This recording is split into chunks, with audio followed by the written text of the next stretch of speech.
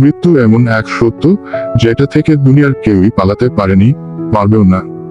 ধনী গরিব, ছোট বড়, রাজা ফকির, সবার শেষ ঠিকানা একটাই, কবর। কিতাব এক মৃত্যু মনে রাখা মানুষকে বদলে দেয়।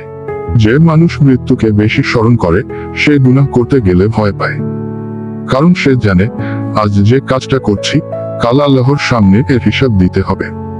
কিতাব দুই, দুনিয়া স্থায়ী না, পরীক্ষা মাত্র। এই জীবনটা আসলে একটা পরীক্ষা হলো। এখানে যা কিছু আছে, টাকা, সৌন্দর্য, খ্যাতি, সবই অস্থায়ী, কিন্তু আমল, ভালো কাজ চিরস্থায়ী। কিতাব তিন, হঠাৎ মৃত্যু আসতে পারে। মৃত্যু কখন দরজায় করা নাড়বে কেউ জানে না, তাই বুড়ো হলে তওবা করব, এই চিন্তা সবচেয়ে বড় ধোঁকা। কিতাব চার, কবরই আসল বাড়ি।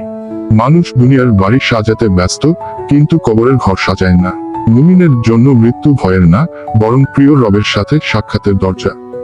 কিন্তু শর্ত একটাই, প্রস্তুতি থাকতে হবে। কিতাব ছয়, তিনটা জিনিস মৃত্যু পরেও কাজে আসে। হাদিসে এসেছে, মানুষ মারা গেলে সব আমল বন্ধ হয়ে যায়, শুধু তিনটা জিনিস ছাড়া: সদকায়ে জারিয়া, চলমান দান, উপকারী জ্ঞান, নেক সন্তান যে দোয়া করে। শেষ কথা ঔষধি। আজ আমরা যারা বেঁচে আছি, কাল আমাদের নামও মরহুম হয়ে যাবে। তাই এখনই ঠিক করি, আমি বদলাবো, আমি নামাজ ঠিক করব, আমি গুনাহ ছাড়ার চেষ্টা করব, আমি মানুষকে কষ্ট না দিয়ে উপকার করব, কারণ একদিন আমাদেরও বলতে হবে, হে আল্লাহ, আমাকে দুনিয়ায় আরেকটু সময় দাও। কিন্তু তখন আর সুযোগ থাকবে না।